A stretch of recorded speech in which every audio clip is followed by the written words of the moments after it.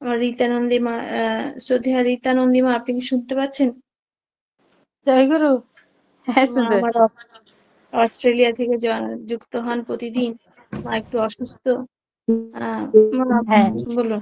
আমি বলছিলাম একটু একটু সময় আমি বলছিলাম একটু আজকে আলোতে জলদি মিউট। সেরে দেবেন। হ্যাঁ হ্যাঁ, আচ্ছা একটু জলদি। জলদি সেরে এই দেবেন। যে জলদি তো আমার সব। আচ্ছা বলুন। একটু শরীরটা ভালো নয়, হ্যাঁ, এই জন্য। হ্যাঁ সে ঠিক ঠিক। আপনারা দয়া করে দাদা তাড়াতাড়ি চলে যাবেন, তাড়াতাড়ি বলবেন, একই কথা বলবেন না। জয় গুরু। রীতা মা বলুন। আলোতে হ্যাঁ, মিউট করে দাও। জয়গুরু দাদা, জয়গুরু। না, আমার ওই ব্লিডিং এর সমস্যা হচ্ছে, ফাইব্রয়েড হয়েছে বলছে ডাক্তার। আর এই 24 তারিখে সেপ্টেম্বরে ওরা একটা বায়োপসি করে দেখবে যে কি হচ্ছে না হচ্ছে, এত ব্লিডিং বারবার হচ্ছে কেন। হেভি ব্লিডিং হচ্ছে আর ক্লট আসছে প্রচুর। হাজবেন্ডের ফাইব্রয়েড নাম আর কি? এন্ডোমাইসিস এরকম বলেছে আর কি। আপনার হাজবেন্ডের নাম কি? ডক্টর সুভাষ নন্দী। আচ্ছা, তা উনি এখানে ঋত্বিক। আগে উনি এখানে ঋত্বিকতা করেন আর কি, এমনিতে ঠাকুরের কাজ করেন। খুব ভালো। না, একটা বাড়ি থেকে ফ্রান্সের থেকে একটা মাও ফোন করেছিল, তার গলার স্বর আর আপনার গলার স্বর প্রায় সেম, এই জন্য আপনাকে জিজ্ঞাসা করেছি। আচ্ছা আচ্ছা ভয়েস আবার সাউন্ডটা সেম, ভোকাল সাউন্ডটা। আচ্ছা আচ্ছা। ওর মারও ট্রিটমেন্ট চলছে, ওর মাটার অনেক প্রবলেম আছে, তার জন্য ট্রিটমেন্ট চলছে। আমি চিন্তা করলাম সেই মা নাকি আপনি। দেখুন, ওই যে ওটা যা বলেছে যে ফাইব্রয়েড হয়ে গেছে, ইনভলিউটার বলস হয়ে গেছে, মেটোটিস হয়ে গেছে, ওটা একটা নর্মাল জিনিস। ওর জন্য কোনো চিন্তার কোনো কারণ নেই। আপনাদের ওখানে আপনি বর্তমানে ইন্ডিয়া আছেন না বিদেশে আছেন? না, এখানেই থাকি, আর হাজবেন্ড এখানেই কাজ করেন তো। কোথায়? অস্ট্রেলিয়াতেই থাকি। ওই আমার হাজবেন্ড এখানেই কাজ করছে। অস্ট্রেলিয়াটা কি আহ কি বলে, আমরা এখানে কি বলি, বাংলা কি বলে গো, ওই কথা, আপা মার্ক পাওয়া যাবে? কি দাদা? চিরচিটা আপা মার্ক। আমরা বাংলায়, আমরা বাংলায় বলে সীসাকান্দ। আমি তো ঠিক বুঝতে পারছি না দাদা। আপনি যদি মাকে একটু লিখে পাঠান, আর চেষ্টা করে দেখতে পারি। সবকিছু পাওয়া যায় না আসলে, ইন্ডিয়ান দোকানে দেখতে হবে। না, দোকানে পাওয়া যাবে না, ও আচ্ছা আচ্ছা। ওটা জঙ্গলে পাওয়া যাবে। ও, এখানে তো সব গাছ গাছরা সব অন্যরকম দাদা, সব আকাশমণি গাছ প্লাস বেশিরভাগই ফুলের গাছ, বন জঙ্গল, বুঝছেন।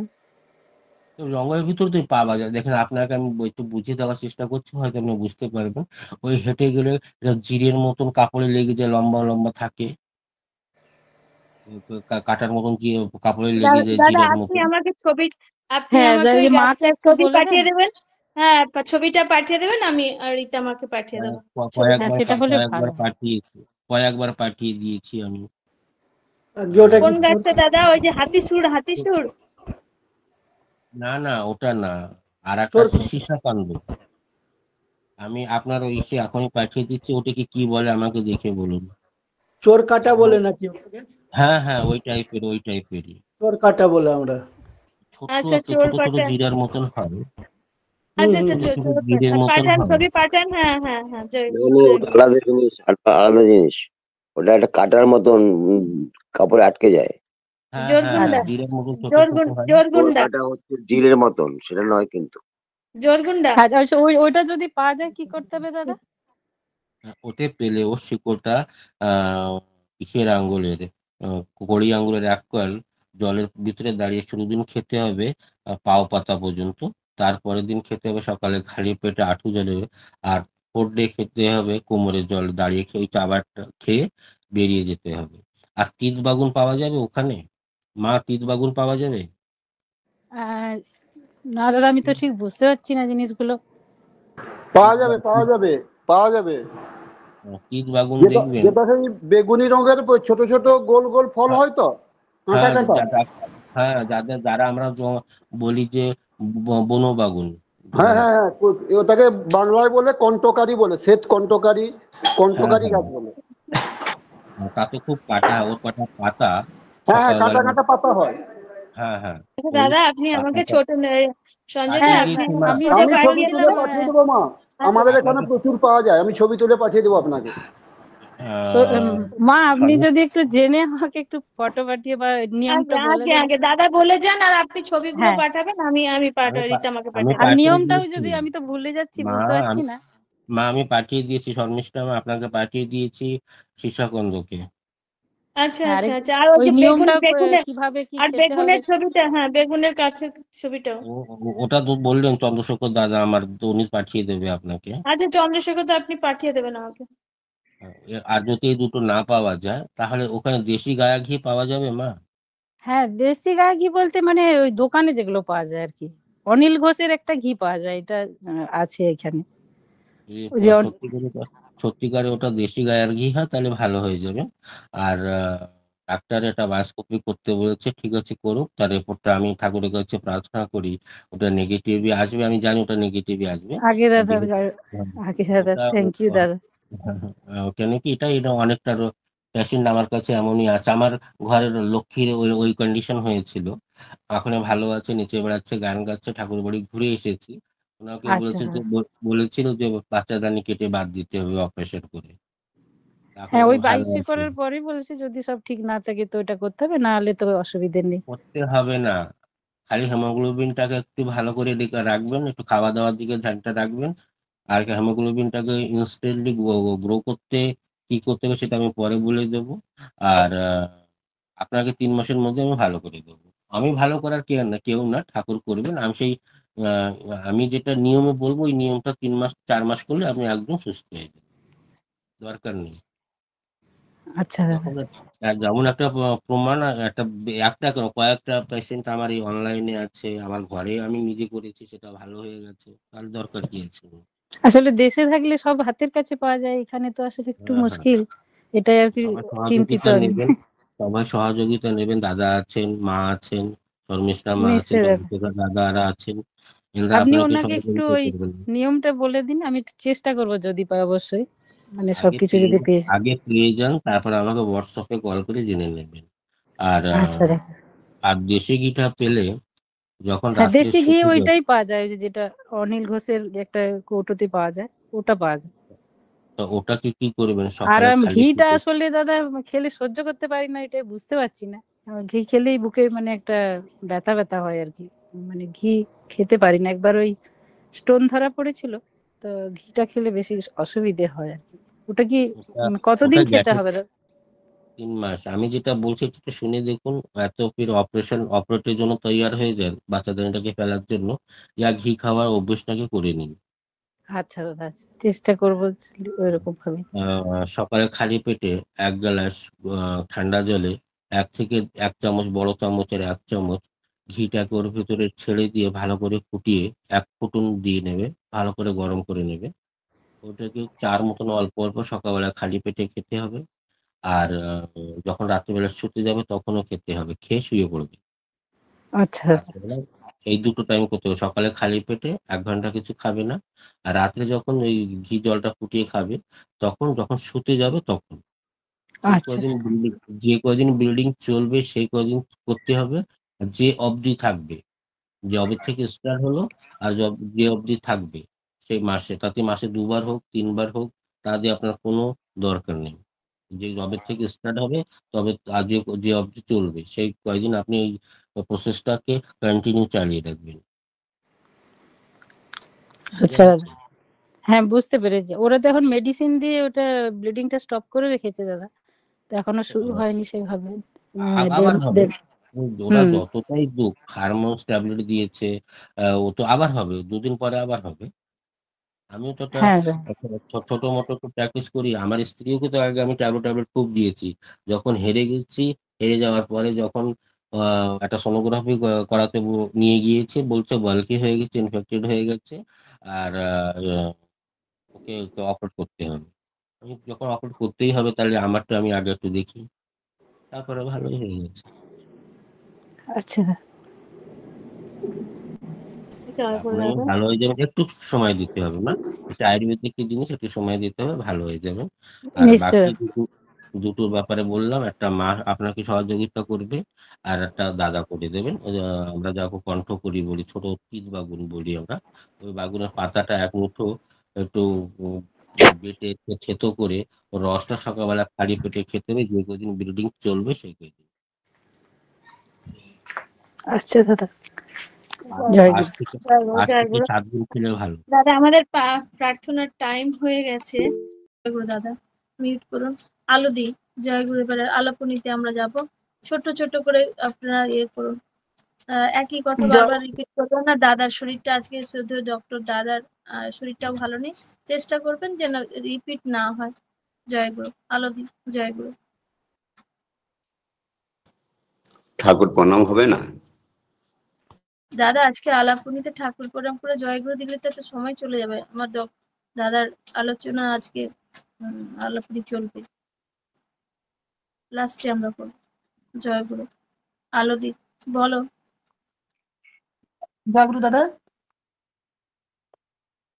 জয়গুরু মা। বলো বলো। দাদা শুনতে পাচ্ছে, দাদা খুবই ভালো। হ্যাঁ, জয়গুরু।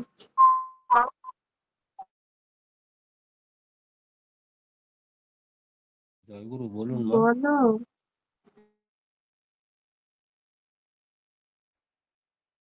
আলোদি বলো। বলো 241। বলো আলোদি।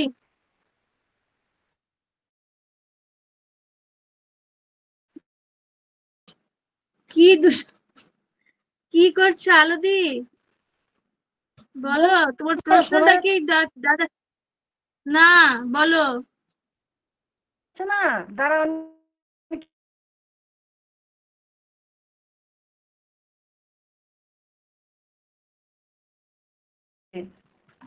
শুনতে পাচ্ছ?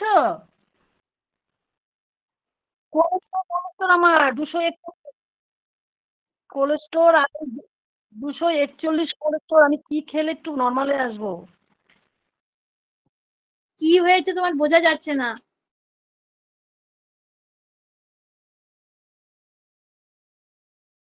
জায়গাটা একটু জয়গুরু। অন্য পরিবর্তন কেউ করে বলো। দিন। শুনতে পাচ্ছ এখন? এখন শুনতে পাচ্ছি, বলো। দাদা আমার কোলেস্টোর তো 200।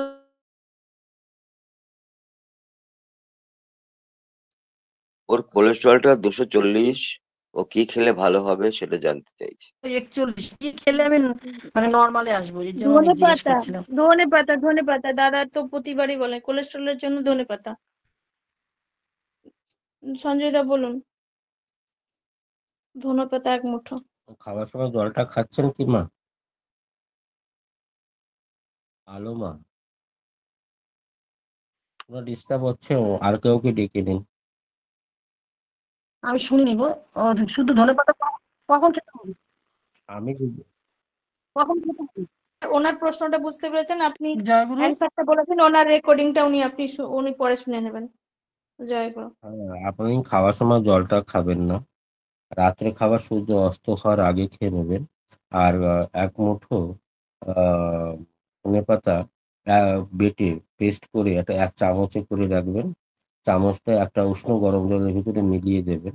মিলিয়ে দিয়ে ওটাকে সকালে খালি পেটে 21 দিন 21 ডে খালে ওটা ভালো হয়ে যাবে।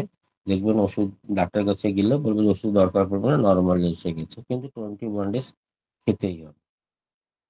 খাবার সময় জলটা একদম খাবে না।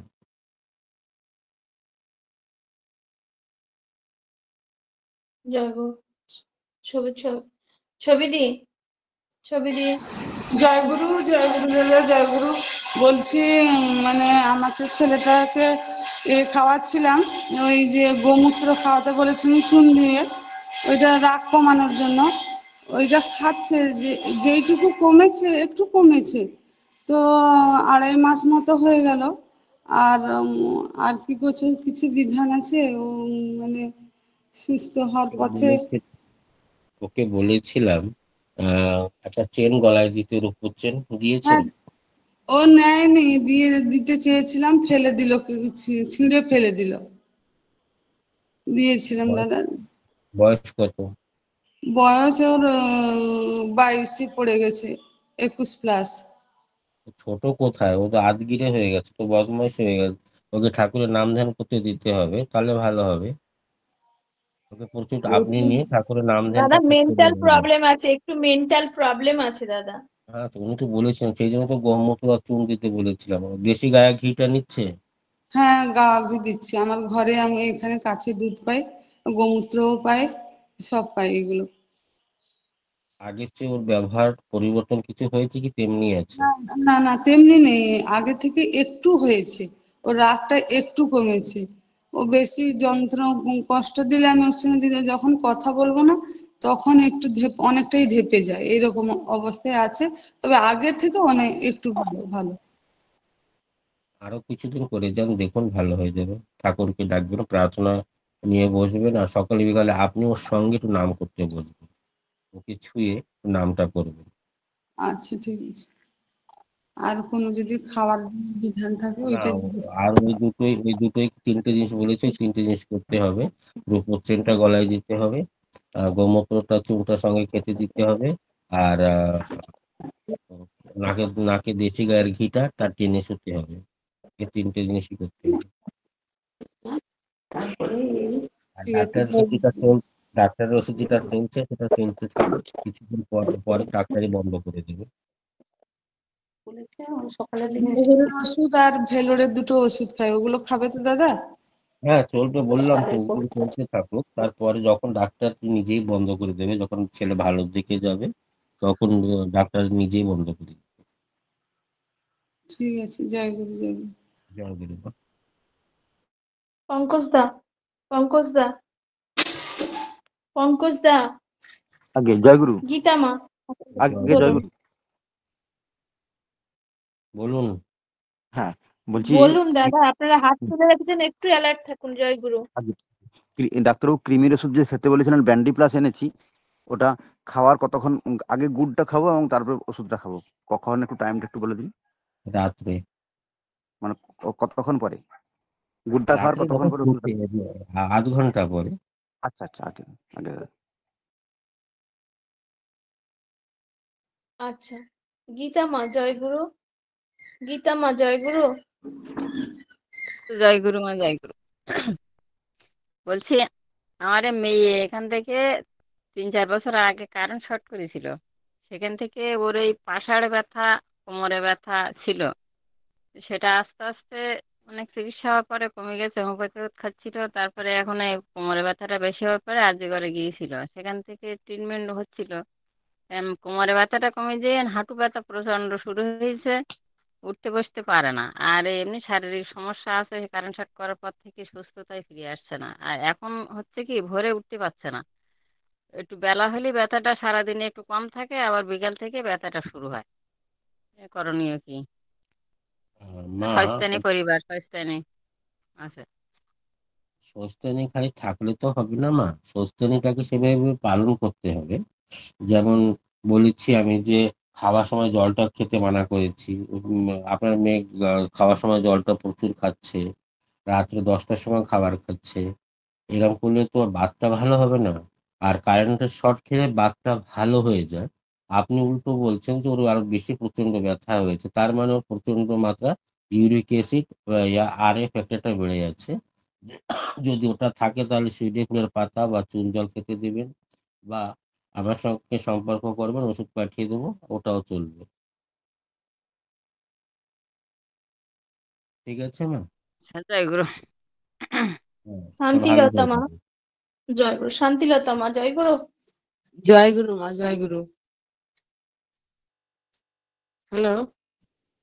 হ্যাঁ বলুন। বলুন মা, বলুন বলুন, সবাই হাত তুলে রেখেছেন, ডাকার সঙ্গে সঙ্গে বলতে শুরু করুন। দাদার শরীর ভালো না, একটু জয় একটু গুরু দাদা। সবাই। তাহলে ওই মানে গ্যাসের সমস্যা হচ্ছে মাঝে মধ্যে, মানে সে পেট মনে হচ্ছে খিদে পাচ্ছে না, খেতে গেলে বমি পাচ্ছে, আবার গলার মধ্যে হচ্ছে বমি বমি ভাব, মানে খেলেই মানে গলার দিকে উঠে চলে আসছে মনে হচ্ছে এরকম। আবার এই 1 মাসের মধ্যে 2বার বমি হয়েছে।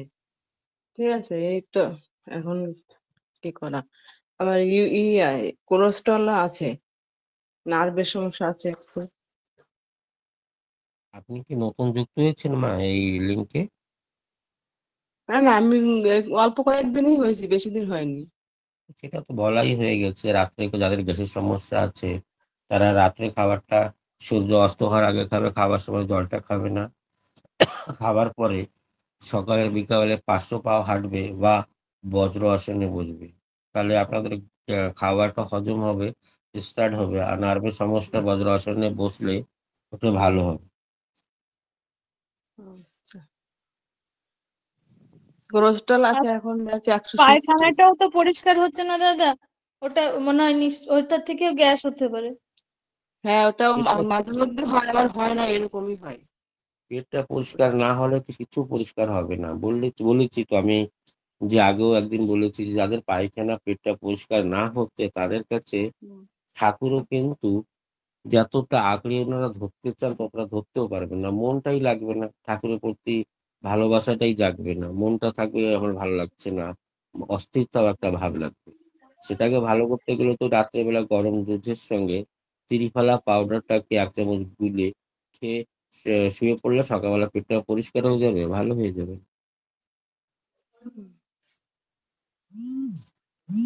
বোঝা গেছে? শান্তিলতা মা বুঝতে পেরেছেন আপনি কি নতুন যুগে আসলে অনেকে প্রার্থনার আগে বেরিয়ে যে যায়, পরে আর যুক্ত হতেন না, সেই জন্য এই সমস্যাটা, এরা শুনছেন না। শান্তিমা আপনি শুনুন, শুনতে থাকুন, পেটটা পরিষ্কার হলে সব ঠিক হয়ে যাবে। দাদা আগে ত্রিফলাটা খান, ওটা করে আগে পেটটা পরিষ্কার করুন, পেটটা পরিষ্কার হলে অনেকটা সমস্যার সমাধান হয়ে যাবে। আর কোলেস্ট্রলের জন্য তো দাদা বললেন, ওগুলো শুনুন, শুনুন সবার প্রশ্ন উত্তর শুনুন, নিজের প্রশ্নটা উত্তরটা পেয়ে যাবেন। জয় গুরু মা।